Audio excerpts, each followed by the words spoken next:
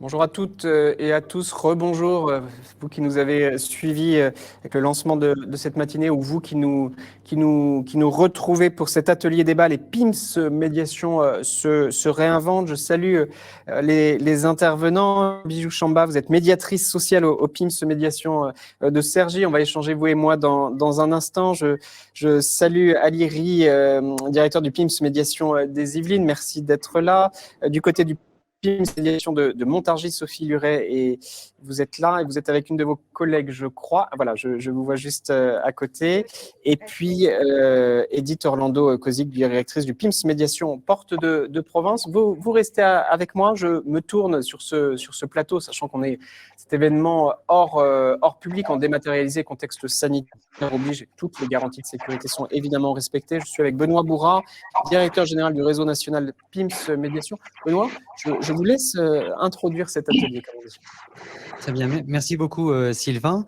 Merci beaucoup à ceux qui ont répondu présent pour se prêter au jeu de ces ateliers, car il était important qu'on puisse revenir sur cette période difficile de Covid qui a entraîné d'énormes mobilisations de notre réseau et d'adaptation pour rester en contact, en lien avec l'ensemble de nos publics.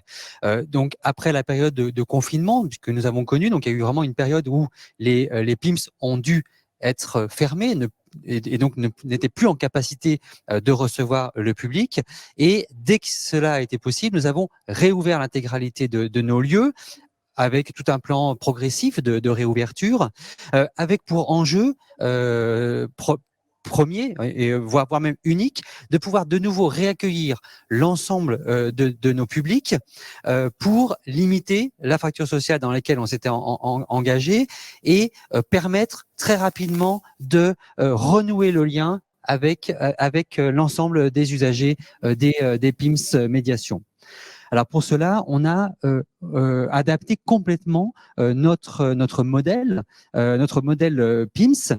On parle beaucoup aujourd'hui de modèle hybride. On est complètement dans cette hybridation avec une capacité à continuer, bien entendu, à recevoir sur le flux, mais aussi à gérer des rendez-vous pour que les personnes puissent venir dans les lieux d'accueil avec des créneaux qui soient bien définis pour limiter justement les affluences, avec des possibilités aussi de répondre à distance via des permanences téléphoniques, avec des systèmes aussi de WhatsApp ou de mail qu'on a pu mettre en place, de la médiation téléphonique aussi qui a énormément été développée durant cette période.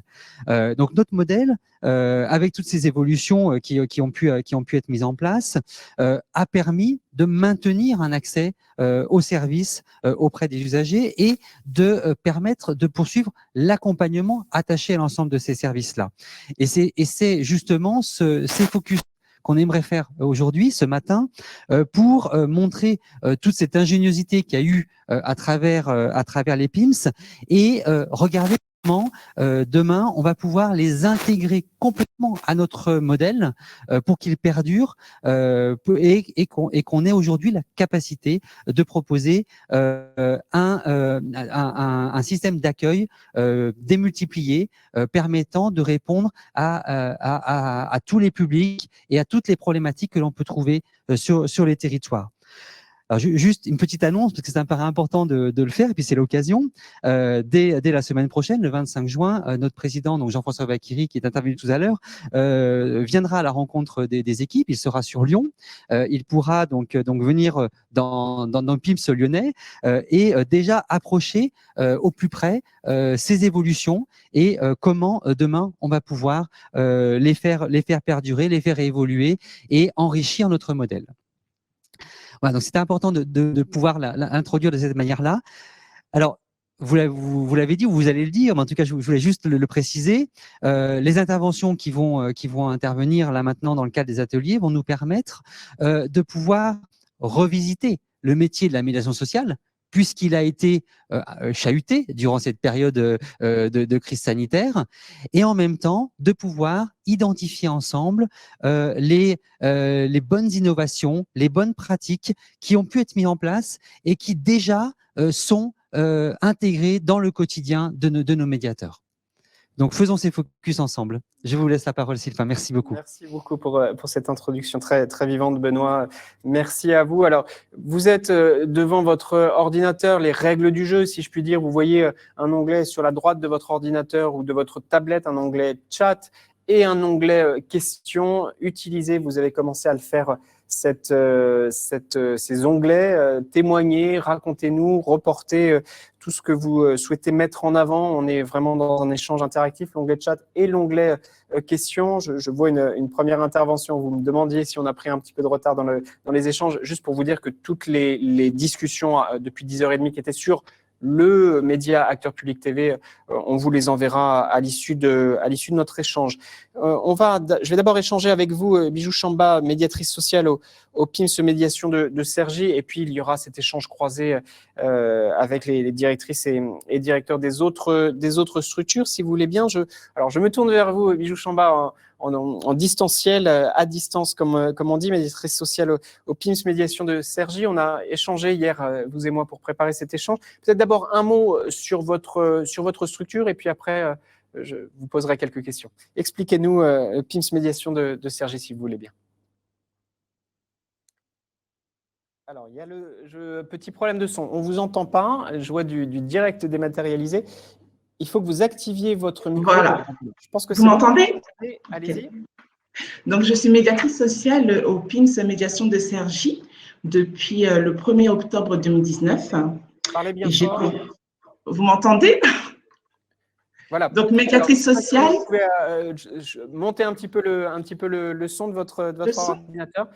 Je demande à la régie là si on vous entend bien. Mais allez-y. Oui, je suis à fond. Donc là, je suis médiatrice sociale au sein du PIMS Médiation de Cergy depuis le 1er octobre 2019 et j'ai pour mission d'accueillir, d'orienter et d'informer les usagers, de les accompagner dans leurs démarches administratives et des parfums numériques. D'accord, merci beaucoup pour cette présentation.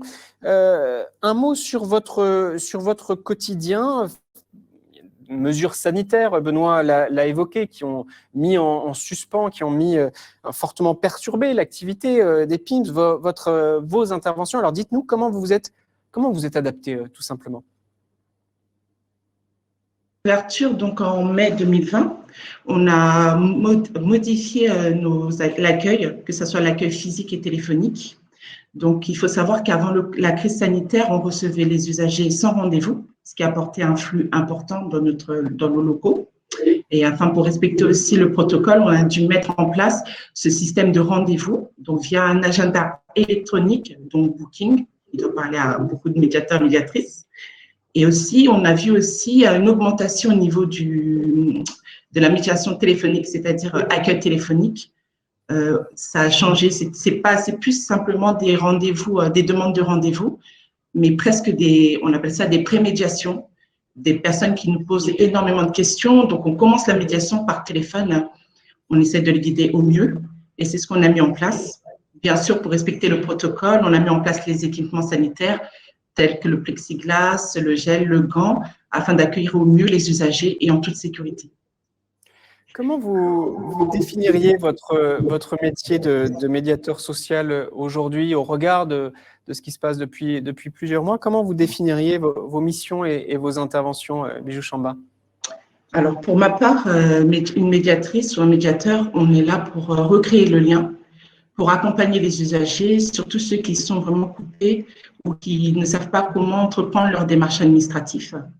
Recréer ce lien-là, comme ça, je pourrais accompagner, tout simplement. D'accord. Alors, hier, vous me disiez que c'était une mission aussi qui professionnelle, mais qui allait au-delà d'un simple engagement professionnel. Vous mettez beaucoup de vous-même au quotidien, tous les jours, face aux situations que vous rencontrez. Exactement. Vous m'entendez? Oui, allez-y, je vous entends. Pour ma part, c'est un métier assez important qui me touche énormément parce qu'il y a 2 ans de cela, dans ma propre expérience, j'ai eu à connaître des difficultés. Donc, je ne suis pas gênée d'en parler aujourd'hui parce que ça peut aider d'autres. J'ai connu la séparation, j'ai failli perdre ma maison. Et aujourd'hui, je me retrouve face à des usagers qui connaissent cette situation-là. Donc, je me sens vraiment investie tout en restant neutre dans mon emploi, dans mon métier. Donc, il m'est très important d'accompagner ces personnes-là. D'accord. Dernière question, Bijou Chamba, pour celles et ceux qui nous regardent. L'idée de cette matinée d'échange, Benoît le disait en introduction, c'est de voir, de relever, de mettre en lumière les bonnes pratiques. Comment vous voyez les choses? Quels sont les enseignements de la crise sur lesquels on pourrait d'une certaine manière capitaliser, s'appuyer? Moi, je vois avec nos équipes d'acteurs publics, on est allé un peu aux quatre coins de France dans différents PIMS médiation. Je peux témoigner de cet engagement, je peux témoigner aussi de ces approches des usagers qui ne maîtrisent pas forcément les outils ou les usages du numérique avec une prise en main très humaine. Quel est votre regard? Et pour celles et ceux qui nous regardent, qui font des interventions similaires aux vôtres, quels conseils vous pourriez leur donner? Alors, pour nous, il faut savoir qu'on a deux sortes de médiation, c'est-à-dire entrantes, les usagers qu'on reçoit sur le site. Donc là, on les accompagne dans tout ce qui est démarches administratives, toutes leurs démarches. Et puis, on a les médiations sortantes, donc faites avec les partenaires. Et donc là, effectivement, on a beaucoup d'échanges. Pendant la crise sanitaire, c'est vrai qu'on a entendu certaines situations qui étaient assez critiques et très difficiles à entendre. Mais grâce à la formation qu'on a eue depuis le début, exemple, depuis le début que je suis au PIMS, et la veille sociale qu'on doit faire, on peut les orienter au mieux. En fait, on est plus disposé à les écouter et à les orienter par rapport à notre vécu, mais par rapport aussi à toutes les formations qu'on a pu avoir au sein du PIMS.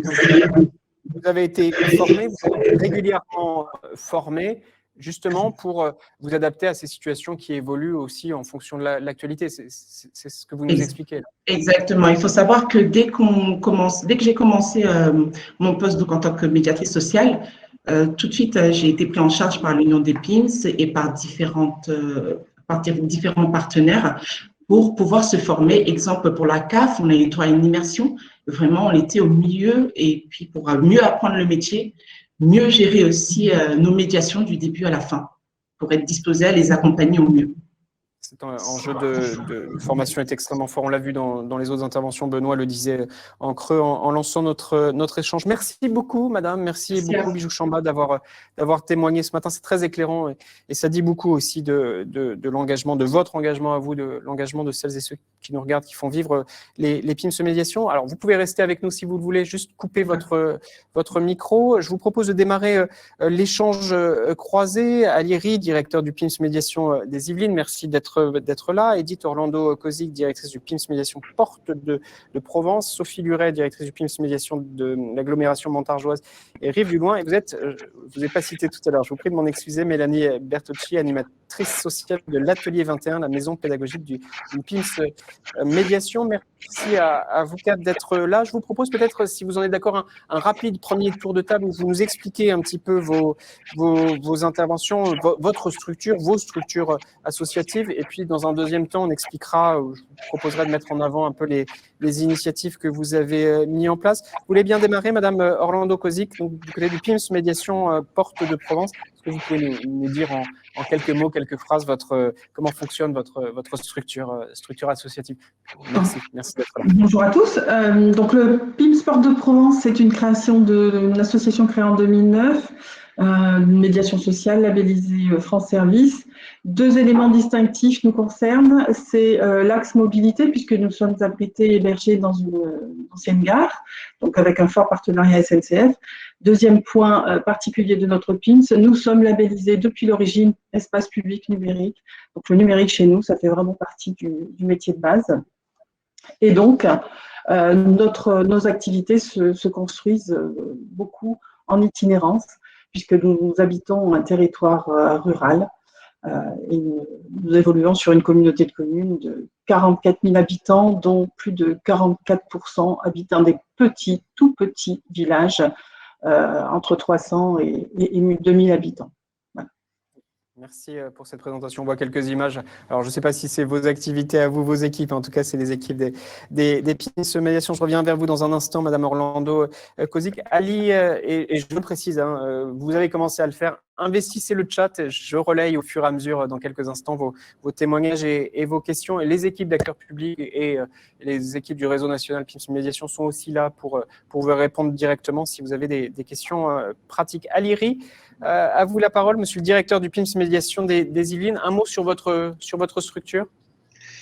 Oui, bonjour à tous. Alors, une structure donc qui est née en 2012 à l'initiative effectivement d'EDF, Enedis, la SNCF et la ville des Mureaux, et donc qui a démarré sur un périmètre qui était celui des Mureaux, donc une ville du nord des Yvelines, 78, et qui progressivement effectivement a développé son activité autour toujours de ce cœur de métier qui est la médiation sociale, à la fois sur les divers dispositifs nationaux, puisque nous avons été successivement Maison Service au Public, puis France Service, développer aussi d'autres compétences, notamment point conseil budget, sur ce même territoire, et puis développer un certain nombre d'autres activités d'inclusion, qu'elles soient numériques ou de remobilisation, notamment avec des jeunes sous main de justice.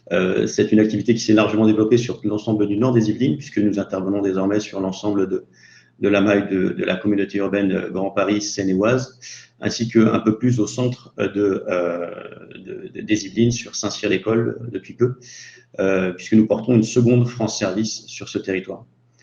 Une équipe aujourd'hui de 17 salariés, 3 volontaires service civique, et puis des partenariats renforcés avec des opérateurs, des collectivités, et également avec certains services de l'État, la Directe, et j'en ai parlé un peu rapidement, les publics sous main de justice, donc les SPIP et PJJ. Voilà. Merci pour cette présentation. Je vous redonne la parole dans un instant. Et pour terminer ce tour de table dématérialisé, Sophie Luret ou Mélanie Bertucci, je ne sais pas laquelle veut intervenir pour présenter succinctement votre structure. Bon, écoutez, bonjour à tous. Je me lance. Bonjour, madame. Je laisserai la parole à Mélanie un peu plus tard. Donc, le PIMS Médiation de l'agglomération montargoise a vu le jour en 2014 sous l'impulsion du président de l'agglomération montargoise en poste à l'époque. Nous sommes installés dans l'un des plus importants QPV de l'agglomération montargoise, le QPV du plateau. Alors, on vous entend visiblement un chouïa moins que les autres, peut-être du fait du masque. Je précise que c'est facile pour moi parce que je suis en condition optimale. Gardez le masque, juste si vous pouvez pousser un petit peu votre voix ou vous rapprocher de votre ordinateur. On a compris ce que vous expliquez, continuez, je vous en prie, mais juste pousser un peu la voix si vous voulez bien. Merci. Donc, effectivement, nous sommes installés au cœur du QPV du plateau, dans un espace mutualisé, l'espace multiservice, qui appartient à l'agglomération montargoise. L'équipe aujourd'hui se compose de 7 personnes, donc 5 agents médiateurs, une animatrice sociale, donc Mélanie, que vous verrez, voilà, qui est là, et moi en qualité de directrice. Donc notre mission, c'est bien évidemment d'accompagner tout public dans ses démarches administratives d'accès aux droits et ces démarches numériques. Nous sommes labellisés France Service et depuis quelques mois, Point Conseil Budget. Voilà, rapidement pour… Merci beaucoup et on écoutera, donc on salue votre collègue Mélanie Bertucci dans un instant. C'était important de vous avoir, on aurait pu donner la parole à beaucoup d'autres et certainement le ferons-nous dans les prochains mois, mais de voir comment vous avez fait face chacun à cette séquence, parce que vous avez fait preuve d'une sacrée innovation, alors l'engagement évidemment, mais d'innovation, vous avez fait preuve de savoir-faire un peu nouveau pour contourner les difficultés que vous avez rencontrées. Racontez-nous tous les cas que vous avez mis en place. C'est éclairant pour nous, c'est éclairant pour celles et ceux qui nous suivent et ça dit aussi beaucoup de ce qu'on peut construire pour la suite. Je reviens vers vous, Madame Orlando Kozik, Edith Orlando Kozik. Vous avez identifié, dites-moi, vous avez été identifié par votre collectivité pour accompagner le programme national de vaccination. C'est bien ça. Alors, quels sont les leviers d'action que vous avez, sur lesquels vous êtes appuyé pour répondre à cette sollicitation urgente, si je puis dire, Madame Orlando Kozik? Oui, nous avons été sollicités par la communauté de communes qui, dans le cadre de ces échanges avec les services de l'État et l'ARS, devait, après la phase d'organisation des tests pour la population, notamment la population âgée avec les problématiques de mobilité sur nos territoires, elle devait, à présent, en début d'année, organiser l'accompagnement de ces personnes vers la vaccination, la mobilisation et organiser tout ça.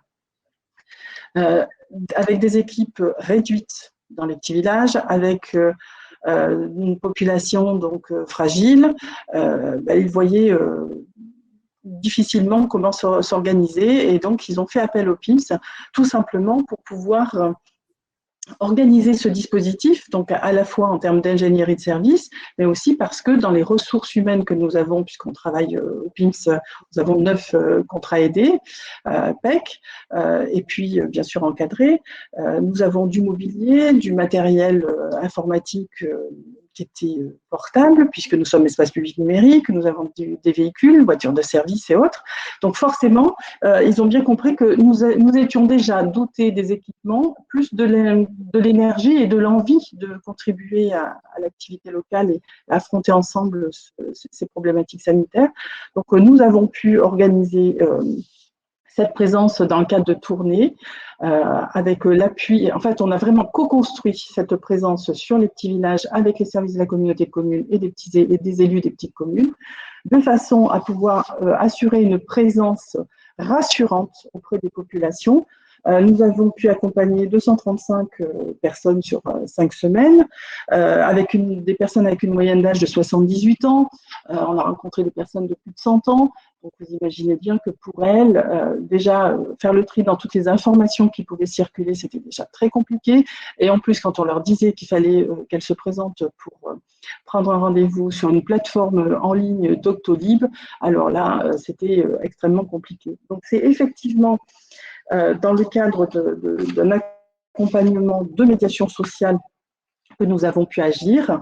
Nous avons assuré donc de la présence et du lien sur toute la période pendant que les élus pouvaient consacrer leur énergie à mettre en œuvre l'organisation des postes avancés de vaccination avec parallèlement la gestion des pénuries de doses de vaccins, enfin tout au moins les retards d'accompagnement. Donc on a vraiment, nos médiateurs ont vraiment été présents auprès des publics, en appelant, en gérant la situation, en faisant en sorte qu'ils puissent accéder à des listes d'attente ou avoir des rendez-vous sur les centres de vaccination qui correspondaient le mieux à leur mode de vie, puisque la particularité de notre territoire, c'est que nous sommes en extrême limite territoriale de la région Auvergne-Rhône-Alpes, en bordure de la région sud et de la région Occitanie.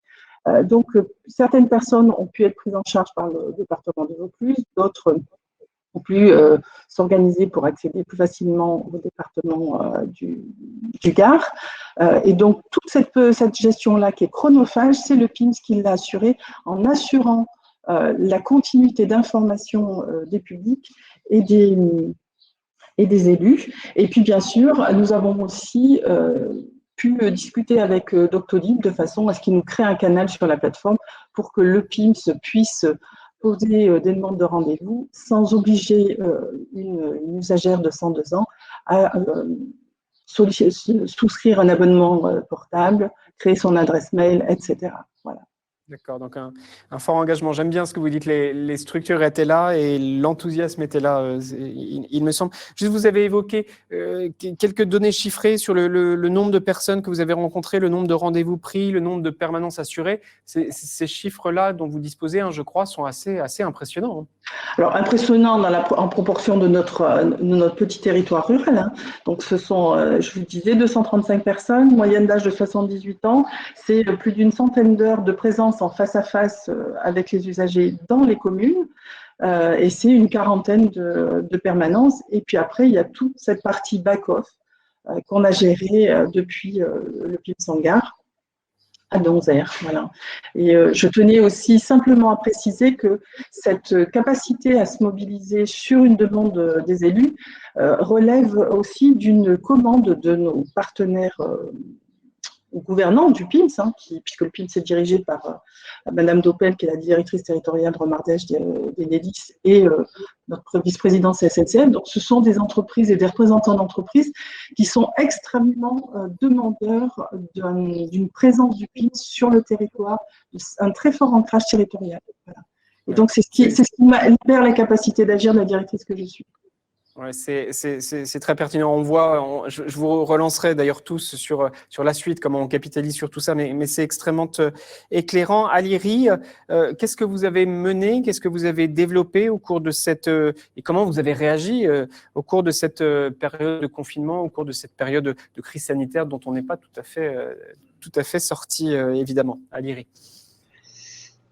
Alors, ce que nous avons essayé de faire, c'est d'agir au regard de la soudaineté de la prise de décision gouvernementale sur sa mise en place de confinement, c'est de faire preuve de réactivité et de faire preuve de réactivité à plusieurs niveaux. On ne pouvait pas, nous, envisager en tant que, justement, animateur du territoire et être aussi présent dans le quotidien des publics, d'une rupture sèche avec ces publics notamment, d'une fermeture sèche. Et donc sur plusieurs niveaux, en direction des habitants, en direction également de nos partenaires et membres de la gouvernance entreprise, et naturellement des collectivités et autres associations et acteurs du territoire qui interviennent également auprès des publics. Donc spontanément, pour ce qui était des publics qui connaissent le PIMS et le PIMS Médiation Yvelines et notamment nos lieux d'accueil, il a fallu du coup suite à cette fermeture soudaine, pouvoir mettre en place rapidement cette premier niveau d'information, cette première mission que nous réalisons au quotidien, ce premier niveau d'information, et d'utiliser justement cette porte close, cette vitrine, pour qu'elle soit le support justement de l'ensemble des dispositifs, des informations qui permettaient à chacun d'avoir le bon niveau, de se rassurer, d'être assuré et rassuré sur le maintien des droits, sur les dispositifs locaux, notamment ceux qui s'affichent actuellement, donc le dispositif Muriotin solidaire sur le territoire des Mureaux et ses alentours, qui permettait de délivrer des petits services avec la mise en place de numéros verts à destination des habitants, et également centraliser toutes les informations sur les nouvelles modalités de continuité de prestations, de droits que nous transmettaient les opérateurs, les services de l'État, de sorte à ce que voilà, on soit au moins sur cette, on puisse utiliser cette première accueil cet accueil de premier niveau, cette information de premier niveau pour les personnes qui viendraient auprès de nous. Naturellement, cette centralisation des informations, en coordination avec les opérateurs France Service naturellement et les autres opérateurs du territoire, nous l'avons également partagé avec nos partenaires associatifs, donc les associations de quartier, mais aussi d'autres réseaux comme la Fédération des centres sociaux, de sorte à ce que cet affichage puisse profiter au plus grand nombre et puisse être relayé et parvenir au maximum d'habitants et d'usagers. La deuxième, comme je vous le disais, il a été sur ce deuxième niveau de pouvoir rester une PIMS accessible, disponible pour les publics, pour les habitants.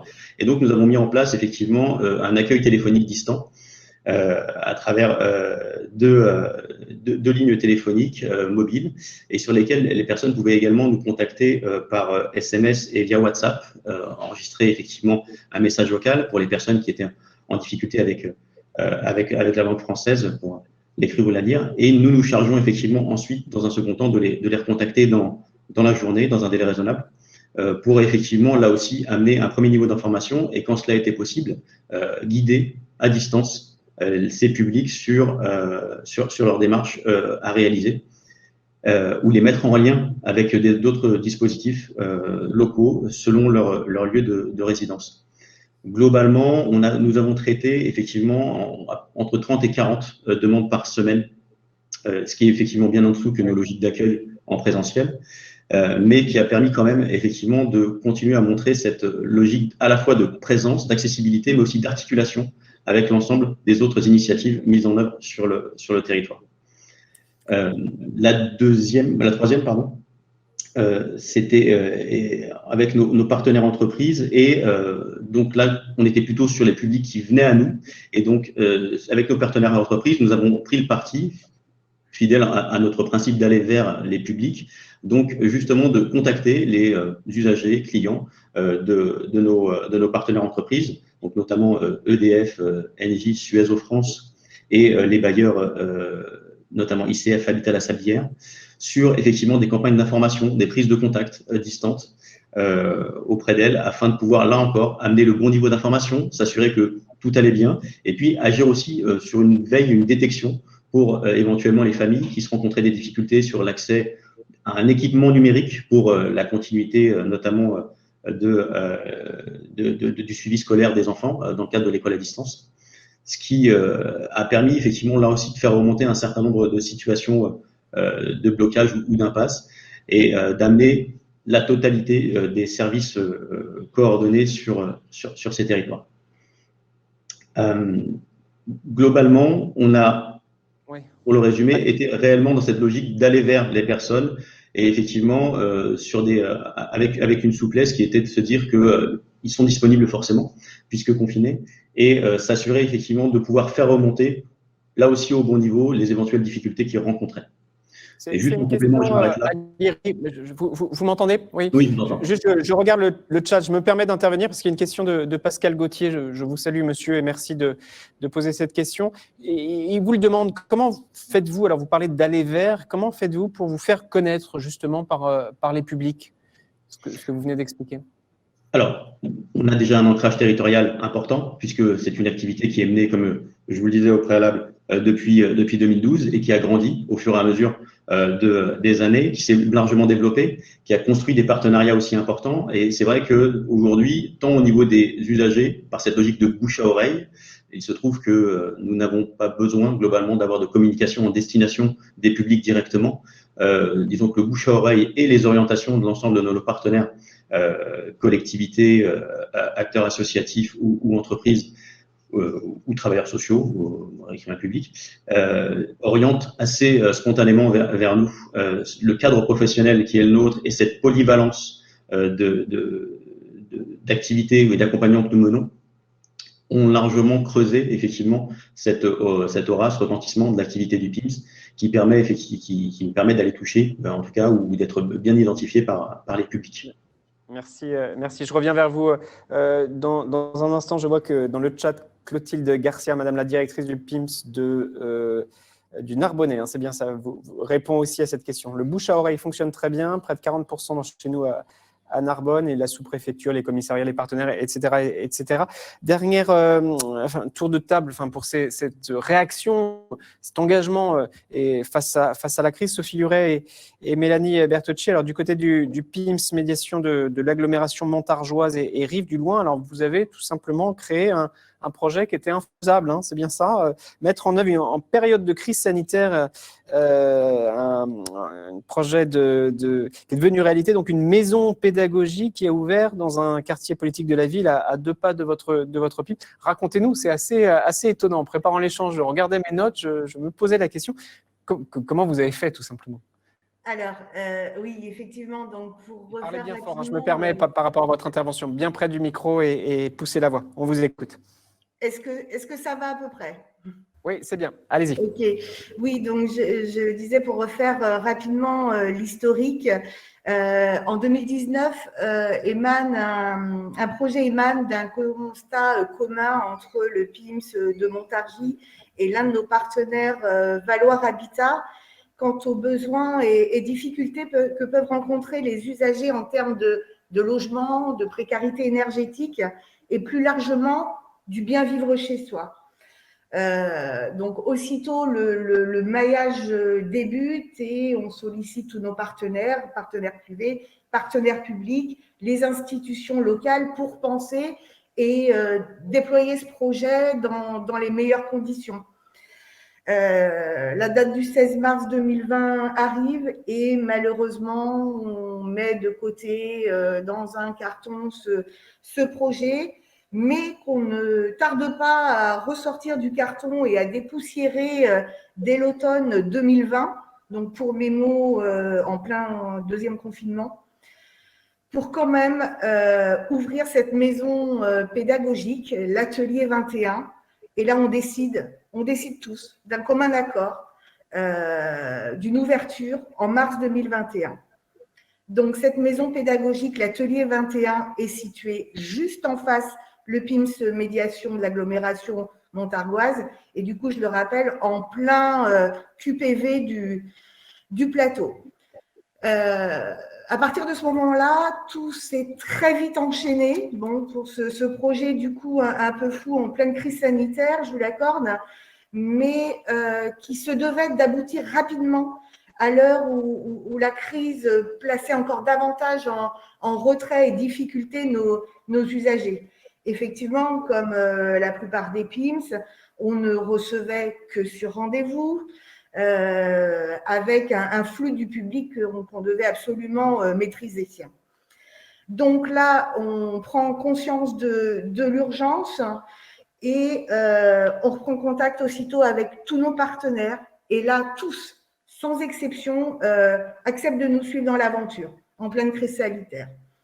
Donc Mélanie, qui est à mes côtés, l'animatrice sociale en charge de coordonner les activités de l'atelier 21, nous rejoint dès le 18 janvier. Un pavillon réhabilité par notre partenaire Valoir Habitat est mis à notre disposition début février. Donc là, l'aménagement va très vite, on récupère du mobilier, on achète du mobilier de seconde main.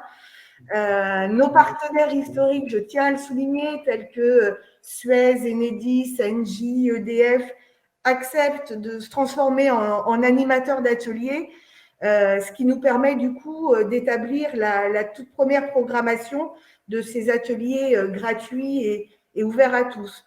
Bon, Mélanie fait preuve d'imagination et prépare des flyers made in PIMS, comme on dit, largement distribués. Elle se focalise également sur la création de comptes pour les réseaux sociaux, parce qu'il fallait que le bouche à oreille, que l'information circule très très vite.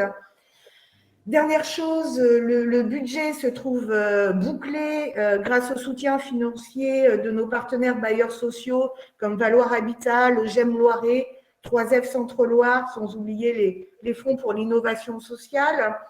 La région Centre-Val de Loire, le département du Loiret et l'agglomération montargoise nous rejoignent également pour contribuer à l'équilibre financier du projet. Bon, bref, on est prêt, on y va, on se lance et le 2 mars 2021, on ouvre cet atelier 21, la maison pédagogique du PIMS,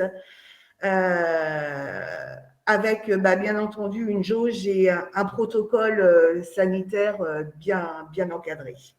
Voilà, donc 2 mars 2021, les choses sont lancées. Bravo. Allez-y, oui, je vous en prie. Simplement, je voulais passer la parole à Mélanie pour qu'elle nous parle un petit peu de cet endroit et de ce qui s'y passe. Donc, rapidement, vous voulez qu'on lui donne la parole allez-y, Mélanie, sachant qu'on reviendra aussi vers vous, je vous redonnerai la parole. Mais allez-y, peut-être expliquez-nous ce qui s'y passe, effectivement, et puis on passera après la parole aux uns des intervenants. L'idée de cet échange, c'est de définir, de mettre en lumière les clés qui marchent. Je vois dans le chat, par exemple, que vous échangez entre vous. Vous nous dites qu'il faut bien connaître son territoire, il faut s'appuyer aussi sur les outils qui existent. Madame Péninon, vous parlez donc vous êtes du côté du PIMS Médiation de l'Isère, Villefontaine, vous parlez des réseaux sociaux. Bref, beaucoup d'enjeux et beaucoup aussi de solutions, d'outils à optimiser. Mais Mélanie Bertucci, on vous écoute. Allez-y, expliquez-nous alors comment ça se passe.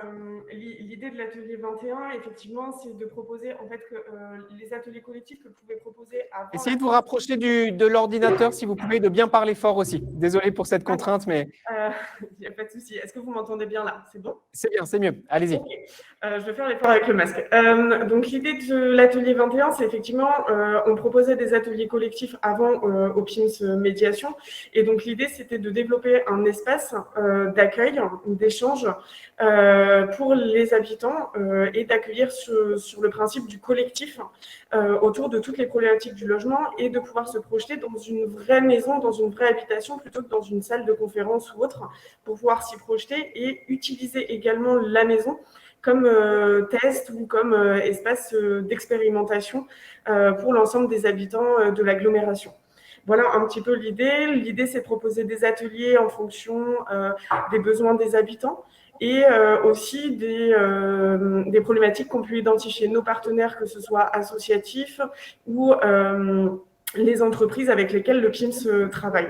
Voilà à peu près l'idée. Et l'idée, c'est de proposer des espaces, des ateliers gratuits, ouverts à tous, et de se rendre disponible aussi pour recréer le lien social qui a pu être perdu au moment du Covid, et de recréer justement un espace un peu convivial et où on peut discuter, certes, de choses qui peuvent être un peu lourdes, mais sous forme d'ateliers un peu plus ludiques et qui parlent à tous. Voilà.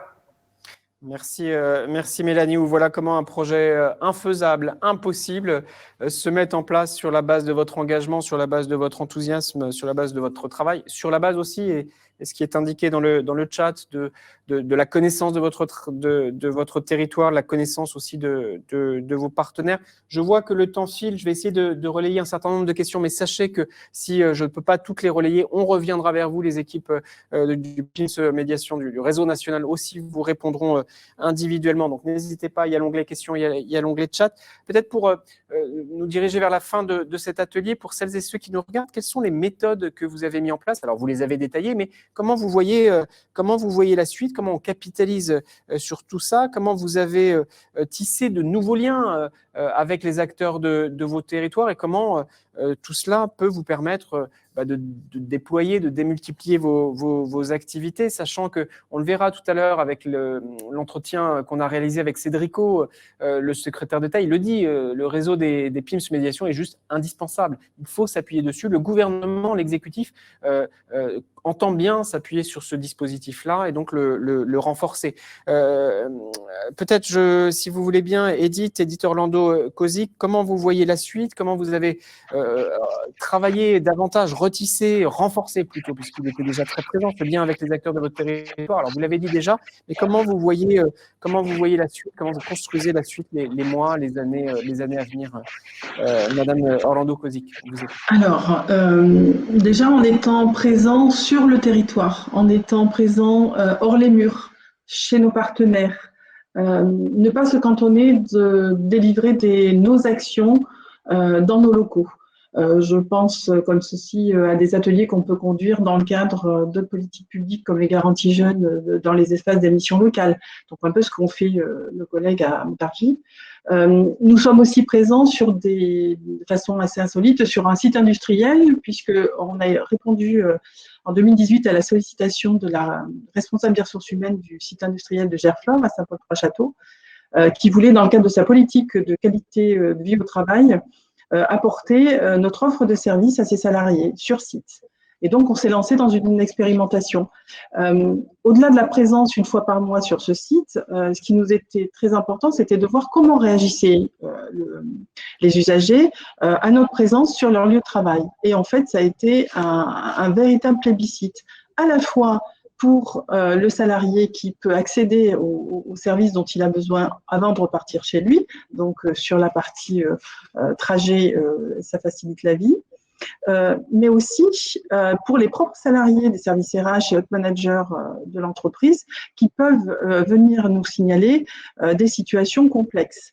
Et donc, voilà, on a appris leur culture d'entreprise, ils ont appris quel était notre bouquet de services, la confiance s'est créée, et ainsi, un an après, l'entreprise nous demandait d'être présente aussi sur un autre site industriel qu'ils ont dans le Vaucluse. La directrice que je suis a organisé et mis en œuvre le dispositif pour que cela puisse se faire.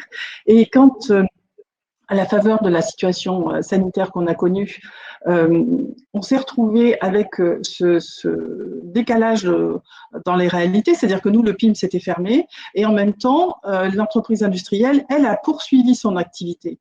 Donc, on était en dysynchronie, puisque le besoin existait toujours, et en même temps, nous, on était fermés. Donc, on a dû, en étant un petit peu agile, effectivement, par téléphone, par la visio, etc., continuer et poursuivre notre travail.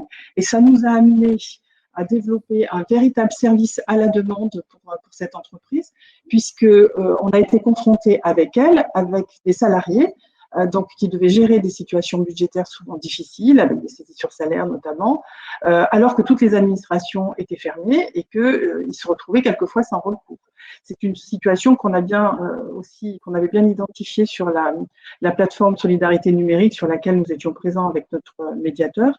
Et donc, ça nous a permis de poursuivre, d'encore améliorer, d'avoir ce retour d'expérience de l'entreprise qui nous apporte d'autres demandes que celles de personnes qui seraient aux minima sociaux, qui sont, on va dire, les usagers plus habituels des PIMS.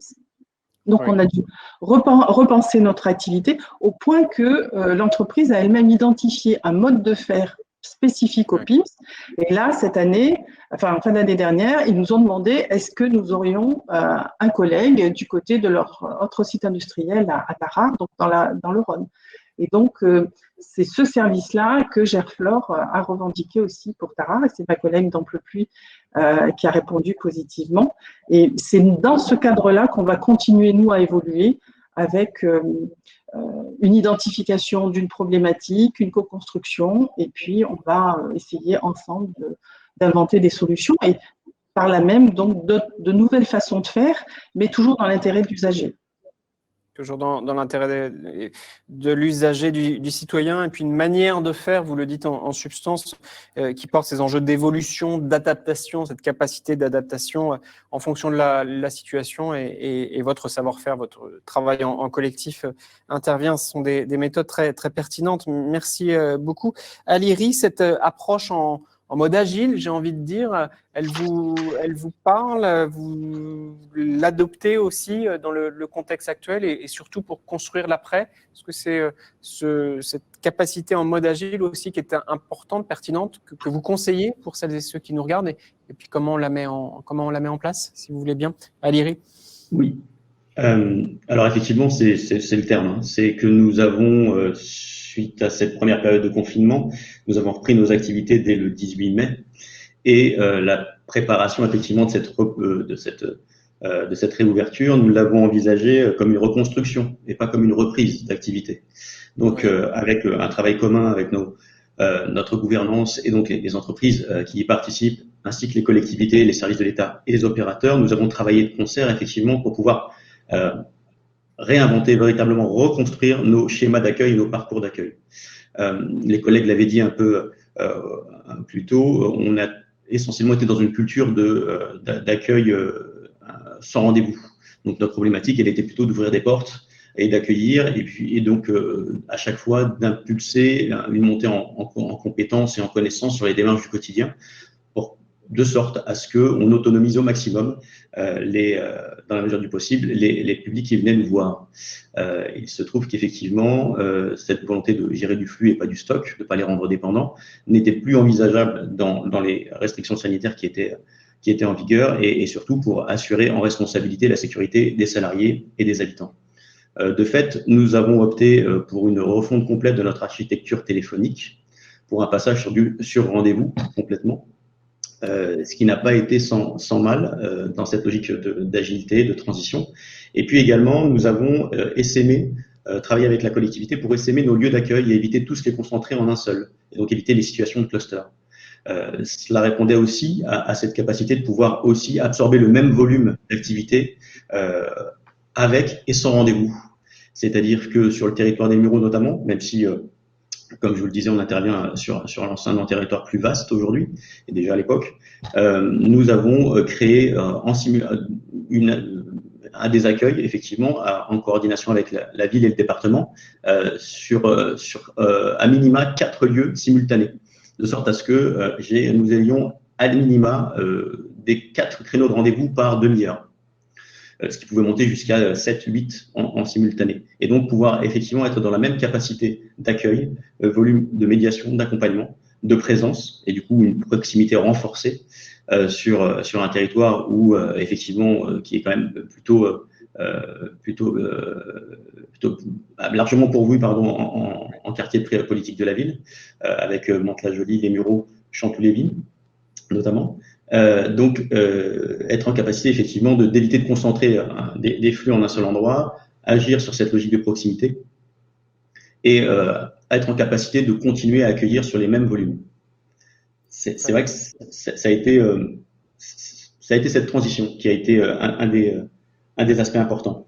Et de la même façon, nous avons capitalisé sur cette reconstruction en ayant à l'esprit cette logique aussi de réfléchir systématiquement avec une dimension d'incertitude chronique quant à la stabilité de la situation sanitaire et donc d'être prêt à parer à toute éventualité. Merci beaucoup. J'aime bien hein, et votre propos quand vous dites c'est pas une reprise, c'est une reconstruction, on se réinvente. Ça fait écho d'ailleurs au titre hein, de cet atelier, les PIMS Médiation se réinventent. De votre côté, Sophie Luret, Mélanie Bertocci, ce que vous avez mis en place, qui semblait, on l'a vu tout à l'heure, difficilement imaginable, et puis vous y êtes parvenu. Ce terme de réinvention, de reconstruction, plutôt qu'une simple reprise, une réouverture, ça rejoint un petit peu votre approche et ça dit aussi beaucoup de l'après, de la manière dont vous pouvez appréhender l'après. Alieri le dit, c'est une reconstruction, on se réinvente, on s'appuie aussi sur ces éléments, sur cet événement. Quand vous avez lancé votre structure en mars dernier, je cherche le terme, je l'ai plus, enfin l'atelier 21, pardon. J'imagine que vous avez rencontré des difficultés, vous l'avez dit en substance, vous avez contourné ces difficultés et ces méthodes-là vont vous servir pour construire l'après ? Oui, complètement, effectivement. Pour ouvrir cet atelier 21, on a dû travailler dans l'urgence, mais encore plus dans l'urgence que d'habitude. Et ce qu'il faut retenir aujourd'hui, en fait, c'est que la période post-crise qui devra être gérée, à mon sens, avec beaucoup d'attention et la reprise progressive d'accueil de nos usagers sans rendez-vous dans les PIMS ne remet absolument pas en cause l'atelier 21. Bien au contraire, l'atelier 21 maintenant s'inscrit complètement dans la programmation des actions du PIMS et vient compléter notre mission du quotidien en fin de compte. Là, on réfléchit à plein de choses avec Mélanie et les partenaires. De nouvelles idées sont en train de mûrir.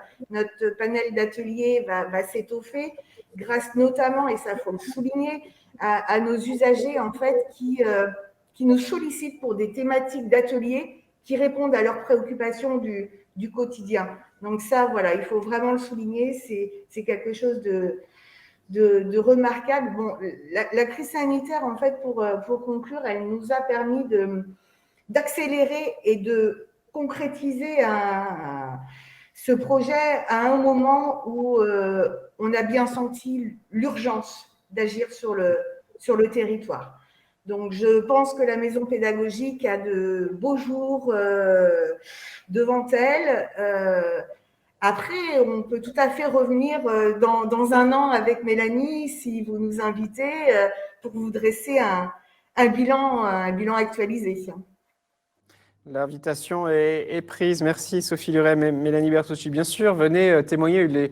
Les supports d'acteurs publics vous sont évidemment ouverts. D'ailleurs, je mettrai mon adresse mail ou la régie peut-être peut mettre mon adresse mail à moi direct dans le chat. N'hésitez pas, sachant qu'évidemment, acteurs publics et le réseau national, on travaille ensemble pour relayer toutes vos initiatives. Je vois qu'il est midi 5, le temps passe. Alors, j'aimerais passer plus de temps avec vous et vous donner davantage la parole, mais on va conclure. Pour les questions, le chat est extrêmement riche, donc on va le reprendre. Les questions qui m'ont échappé, où j'ai vu quelques questions aussi très pratico-pratiques sur l'onglet questions, donc on va revenir vers vous. On va conclure avec Benoît Bourrat dans un instant, peut-être tous les trois, enfin tous les quatre. Pour celles et ceux qui nous regardent, quel est un mot de conclusion? Quel est le message? S'il y avait un message, alors c'est très difficile, mais un conseil plutôt pour celles et ceux qui nous regardent. Moi, j'ai noté à la fois j'ai des notes un peu partout sur mes feuilles et puis dans l'onglet chat, mais j'ai bien noté, connaître son territoire, connaître les acteurs de son territoire, c'est juste une évidence. Vous avez parlé de reconstruction, de réinvention, donc s'appuyer sur ce qui s'est passé, non pas pour rouvrir, mais c'est un acte de refondation d'une certaine manière. Monsieur Rive, vous avez parlé d'une gestion dans l'incertitude, ça c'est intéressant, cette gestion dans l'incertitude, on ne sait pas au fond, et on ne peut surtout pas préjuger de la situation telle qu'elle sera dans 6 mois, dans 8 mois, il faut être extrêmement prudent. Bref, beaucoup d'éléments. Quels sont peut-être les quelques conseils que vous voulez donner, et puis on conclura cet échange avec Benoît Bourrat, et puis on regardera ensemble, je vous propose de regarder ensemble après Cédrico, le secrétaire d'État, ce qui nous disait. Est-ce que vous voulez bien vous risquer à cette conclusion, ou ces quelques conseils de manière très succincte, et dites Orlando Kozik pour celles et ceux qui nous regardent? Alors, moi, ce que je dirais simplement, c'est que notre professionnalisme est vraiment apparu lors de cette crise sanitaire sur des choses qu'on avait déjà construites, sur notre capacité effectivement à répondre à l'urgence. Et donc, pour moi, le plus simple, c'est effectivement de sortir du PIMS, être vraiment à l'écoute du terrain, pas simplement des usagers, mais véritablement être sur le travail en filière et identifier les niches que les services existants ne couvrent pas, de façon à ce que nous puissions nous positionner pour pouvoir fluidifier les choses et rendre la vie du quotidien beaucoup plus simple, quel que soit le territoire sur lequel on a la chance de pouvoir agir. C'est noté. N'hésitez pas dans le chat à mettre vos conclusions à vous. Je vois le directeur du PIMS Médiation Bordeaux, Monsieur Dourte, je vous salue. Vous insistez sur le aller vers, et d'ailleurs bientôt les triporteurs connectés dans les quartiers prioritaires de la ville de Bordeaux. Aléry, votre conseil ou vos quelques conseils de manière très succincte pour celles et ceux qui nous regardent? Alors, on risque de continuer à valoriser le concept PIMS. Moi, je marquerais cette dimension d'innovation à la fois à travers la dimension publique et privée. C'est quand même aussi une force extrêmement importante dont nous disposons, qui nous a permis aussi d'avoir des ancrages territoriaux forts. Et c'est vrai que ces modèles innovants dans le caractère pluriel des acteurs qui rejoignent, soit qui intègrent les dispositifs PIMS ou qui les rejoignent et créent des maillages territoriaux, qu'on va continuer justement à ce que disait très justement ma collègue juste avant moi, à participer à une construction pérenne de réponses à l'échelle des territoires. Garder cette dimension d'innovation et continuer ces stratégies partenariales fortes et durables. L'innovation permanente. Quand vous parliez de cette approche agile, il faut la garder. Dans votre logiciel, vous l'avez très bien exprimé. Mélanie Bertoschi ou Sophie Luret, allez, chacune, si vous voulez, un mot pour terminer, sachant que ce n'est pas la conclusion. On écoutera Benoît Bourrat, on écoutera Cédrico, et puis on aura une dernière conclusion. On a une quinzaine de minutes encore à passer ensemble. Du côté du PIMS Médiation de l'agglomération montargeoise et Rive du Loing, on vous écoute. Oui, donc simplement pour compléter ce que viennent de dire mes collègues, l'aller vers, c'est l'ADN des PIMS Médiation de toute façon. Les PIMS ont toujours su se réinventer, s'adapter, anticiper, mais encore plus dans les 15 derniers mois que l'on a traversés. Et j'insiste aussi, comme l'a dit Ali, tout ça, c'est possible grâce à par une force partenariale très, très forte au sein de tous les PIMS Médiation. Très, très pertinent. Merci beaucoup, Sophie Luret. Je reprends. C'est très riche, hein, ce chat. On essaiera de l'optimiser. Benoît. Madame Adjou, vous soulignez aussi dans ces pistes importantes, indispensables, j'ai envie de dire, la professionnalisation des médiateurs, la reconnaissance métier. Ça passe par la formation notamment pour avoir une mise en œuvre, une synergie peut-être entre médiateur social, médiateur ville de proximité, médiateur tranquillité publique. Voilà quelque chose de très pertinent qu'on mettra en avant. Vous soulignez, Issaka Tijani, je vous salue, débat très intéressant, un peu court, ce serait bien si ça durait un peu plus longtemps. Bon, c'est que ça avait un intérêt. Évidemment, ça donne aussi envie de poursuivre nos échanges sous d'autres formats. Les midi 10, Benoît, est-ce que vous voulez faire une première conclusion et vous restez surtout, on va voir tous ensemble dans l'écran Cédrico qui va apparaître et on fera une ultime conclusion. On est là jusqu'à 25, midi 30. Benoît Bourrin. Oui, merci bien de faire cette pré-conclusion avant la fin de cette matinée.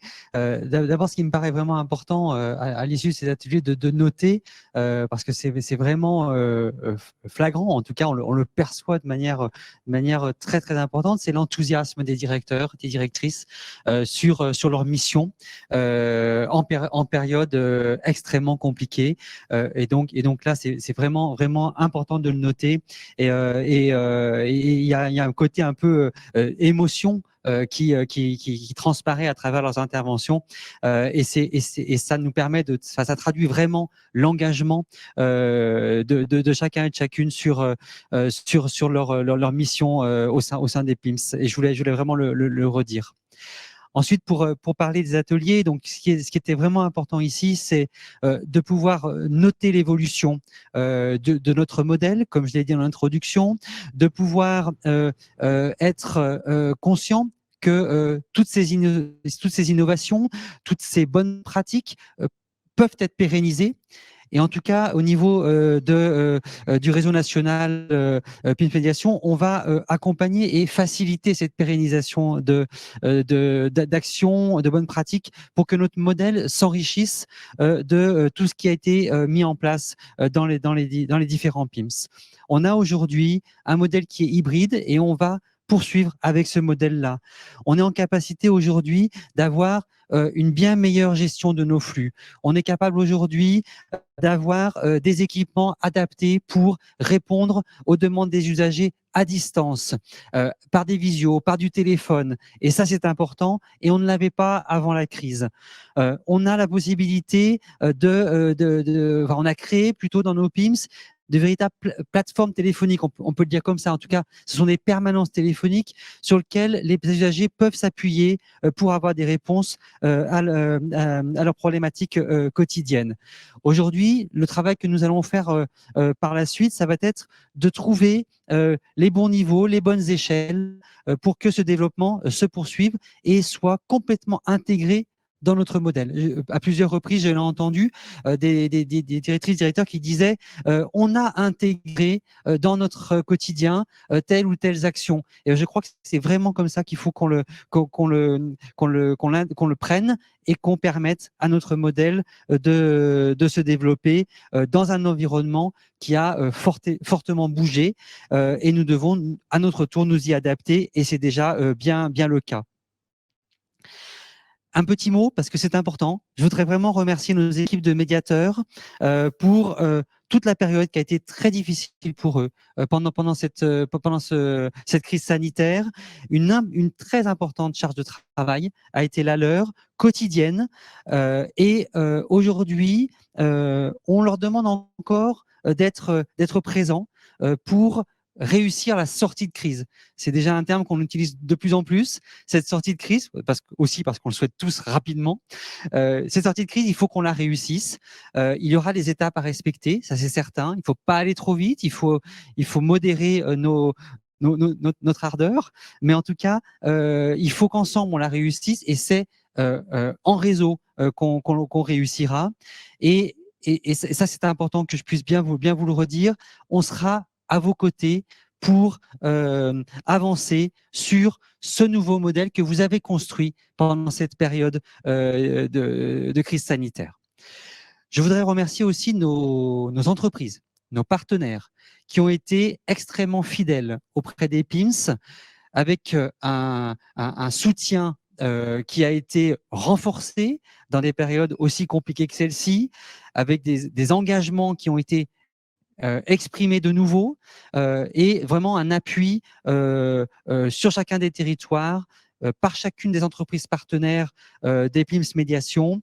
Et vraiment, on peut les en remercier, car c'est vraiment leur présence aux côtés des opérationnels, aux côtés des équipes qui reçoivent les usagers, que nous avons pu réussir par cette capacité à renforcer notre solidarité entre nous, médiateurs et partenaires.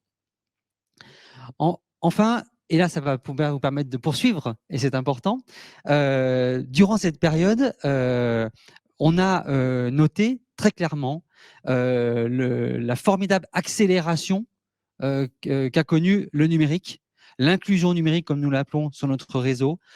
Et les nombreuses expériences qu'on a pu voir l'ont bien souligné. Et donc, depuis de nombreuses années, on travaille sur le numérique, à l'amélioration des compétences de nos outils, de nos accompagnements, pour que petit à petit, on soit véritablement en capacité de répondre à cette transformation de notre société et tout particulièrement des services sur lesquels nous sommes amenés à devoir répondre. Avec la crise, on a dû aller plus vite que ce qu'on avait imaginé au départ. Il a fallu lancer des nouveaux projets, des projets qu'on avait déjà dans les cartons. Il a fallu les organiser sur un calendrier beaucoup plus contraint. Il a fallu initier immédiatement des premières expérimentations. Et puis, on a aujourd'hui, ce matin, des réussites qui nous sont relatées. Dynamiser notre capacité d'innovation, parce qu'il fallait qu'on soit aussi en capacité d'aller vite. Et tout ceci se retrouve dans une stratégie nationale d'inclusion numérique que nous avons travaillée, écrite ensemble avec le réseau et qui comprend 4 grands volets. Je vais juste les citer. L'accompagnement renforcé à la digitalisation des services, le plan de formation des acteurs de la médiation, on en a parlé, et c'est en effet extrêmement important que chacun soit bien formé, l'animation des ateliers numériques et le développement de permanences délocalisées. Et je crois qu'on a eu dans les ateliers un bel échantillon de ce qui a été aujourd'hui mis en place et qui correspond complètement à la stratégie nationale que nous avons initiée. Merci. Donc, merci beaucoup. Je vous laisse reprendre la parole. Juste un dernier point pour terminer, c'est notre participation, bien entendu, auprès de la politique publique, aux différents programmes d'État et notamment, et c'est votre transition que je vous cède, et notamment au programme de la transition numérique. Belle transition, Benoît Bourrat, directeur général du réseau national PIMS Médiation. Alors, on va regarder cette interview que nous a donnée Cédrico. Il a tenu à le faire en mode interview, comme on dit. Vous allez voir, il y en a pour quelques minutes, 6-7 minutes, dans la deuxième partie de cette interview. Il souligne le rôle des PIMS Médiation. C'est très pertinent. Et puis, on reviendra à l'issue de cette interview de façon très succincte pour une conclusion vers 12h25. On regarde Cédrico.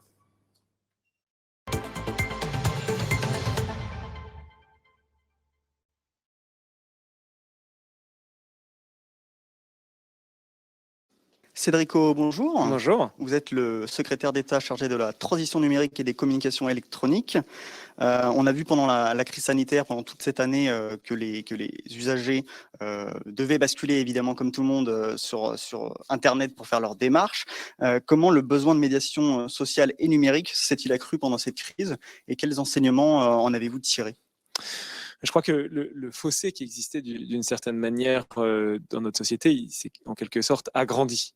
On sait qu'aujourd'hui, il y a à peu près un Français sur 6 qui n'utilise jamais d'ordinateur, un Français sur 3 qui manque de compétences de base en numérique. Et si on regarde les études qui ont été faites après le confinement, après les 2 premiers confinements, on voit que ceux qui avaient déjà commencé à se convertir au numérique, ça a accéléré les choses. Et puis ça a amené des gens vers le numérique. Et ceux qui, en fait, avaient déjà cette réticence par rapport au numérique, n'y sont pas vraiment allés. Et donc, cette accélération d'un côté, le fait que des gens n'aient pas bougé de l'autre, fait que ça a été très, très difficile, et c'est encore plus difficile aujourd'hui pour tous ceux qui ne se sentent pas à l'aise avec le numérique. C'était quasiment charnel, c'est-à-dire vraiment dans votre quotidien, vous ne pouviez même pas télécharger votre attestation de sortie. Donc, il y avait vraiment une différence ontologique entre ceux qui savent se servir du numérique et les autres. C'est pour ça qu'on a essayé de pallier les problèmes pendant la crise. On a mis en place un numéro de téléphone Solidarité numérique qui a accompagné plusieurs, je crois entre 20 000 et 30 000 personnes. Et ça a aussi été à l'origine des décisions qui ont été prises dans le cadre du plan de relance, faire cet effort historique pour l'inclusion numérique, parce que voilà, il faut qu'on garde tout le monde à bord. Mais je pense que voilà, ça a été de manière paroxystique, on va dire, la tension entre ces deux réalités d'aujourd'hui, des gens de plus en plus connectés, des gens qui utilisent les innovations pour lesquelles ça simplifie la vie, et puis, je sais pas, un quart, un cinquième de la population qui ne se sent pas à bord de cette transformation. Vous avez dit justement qu'il y a eu des initiatives un peu ponctuelles comme Solidarité numérique pour essayer de pallier un peu le manque de médiation numérique. Comment justement vous allez compter un peu inscrire ce type d'initiative et dans la durée, on va dire? Alors, la stratégie nationale pour une inclusion numérique, qui avait été commencée avant même que je sois nommé, qui a pris une accélération avec le Covid, elle va continuer.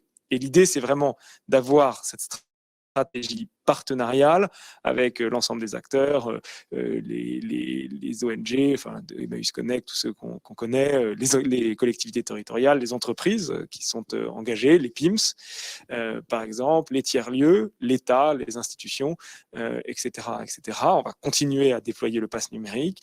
Solidarité numérique, il faut qu'on réfléchisse à la manière de le pérenniser. J'avais dit qu'on le pérenniserait. Je pense que ça reste très utile. Il faut l'articuler avec lieu de médiation physique. Et puis, il y a évidemment ce qui fait le lien entre tout ça, le lien plutôt, qui est cette initiative des conseillers numériques, des 4000 conseillers numériques financés par l'État pendant 2 ans, qui est en train de se déployer, sur lequel on peut revenir évidemment, qui permet de mettre de l'essence dans la machine, donc d'apporter des moyens humains, des ETP qui doivent faire tourner l'ensemble de cet écosystème dont on a besoin qu'il se parle, qu'il soit mieux coordonné, à la fois avec les historiques, c'est-à-dire les médiateurs numériques qui sont là, qu'il faut former, reformer, et puis cet apport de nouveaux médiateurs qui doivent permettre de décupler l'effort. Vous aviez également soutenu la mise en place d'une nouvelle gouvernance territoriale de la politique d'inclusion numérique. Ça s'appelait les coordinations territoriales de l'inclusion numérique. C'était avec 7 territoires, je crois. Ouais. Enfin, c'était quoi le but exactement de ça? Et aujourd'hui, qu'est-ce que ça donne? Alors, l'objectif, c'est de mieux coordonner les actions de l'inclusion numérique. Ce qu'on sait, c'est que dans un domaine où la puissance publique, l'État notamment, a un peu tardé à se mobiliser, il y a toujours d'ailleurs énormément d'actions sur le terrain. Des associations, des collectivités territoriales, parfois des entreprises comme Mon Assistant Numérique, avec assez peu de discussions entre ces acteurs. Et donc, il fallait structurer une politique nationale d'inclusion numérique. C'était à la fois financer, donner des outils, je pense par exemple au partenariat qu'on a signé avec Pix pour en faire des standards, et structurer sur le terrain. Il faut que dans un département, dans une agglomération, les acteurs se parlent et puissent se coordonner. Alors, c'est pour ça qu'on a déployé avec la Banque des Territoires les hubs de l'inclusion numérique, qui sont donc maintenant à vocation à se généraliser sur le territoire. Et c'est pour ça qu'on a voulu créer ces instances de concertation locale où chacun pouvait discuter pour créer cette coordination qui permettait par ailleurs, lorsqu'on déploie par exemple des conseillers numériques, d'avoir une bonne coordination. L'entreprise se passe bien. Je pense qu'il faut qu'on réussisse, et là on est en train de discuter, à généraliser ce type de dispositif. Voilà, il faut à la fois créer le contenu de la politique et les structures de la politique. Pour revenir, peut-être pour finir au PIMS, quel regard vous portez sur leur action? Est-ce que c'est le bon modèle? Ils misent aussi sur la réinsertion professionnelle. Est-ce que c'est un modèle qui pourrait être élargi? Non, c'est un très bon modèle. Les PIMS, en quelque sorte, c'est les précurseurs des médiateurs, mais aussi des maisons France Service, avec cette volonté de se dire, à la fois sur des services publics et sur des services privés, on réunit dans un même lieu, on se met d'accord. Et d'ailleurs, c'est à la fois sur les services rendus, mais sur, on va dire, la gouvernance, quelque chose qui me semble extrêmement intéressant, cette gouvernance de plusieurs acteurs qui se mettent autour de la table pour offrir dans le même lieu, avec par ailleurs d'autres services, un même accès pour le citoyen qui, lui, du coup, n'a qu'un seul interlocuteur, ou en tout cas qu'un seul lieu où se rendre, y compris d'ailleurs dans des mobilités, puisqu'on a des PIMS mobiles, je crois en avoir vu, je me souviens, dans la Drôme, par exemple. Donc c'est une excellente initiative qui a beaucoup essaimé sur le territoire et qui a totalement vocation à grandir, si tant est que la gouvernance le souhaite. Et mon sujet est pas de faire une uniformisation de la manière dont se déploie la médiation numérique dans une acception large. Je pense qu'il faut que les acteurs, il y a suffisamment à faire pendant suffisamment longtemps pour qu'il y ait beaucoup d'acteurs. Je pense qu'on doit encore continuer les efforts. Il faut juste que ce soit bien coordonné entre les uns et les autres pour que ce soit le plus efficace possible. Ce sera le mot de la fin. Merci beaucoup, Cédrico. Merci beaucoup.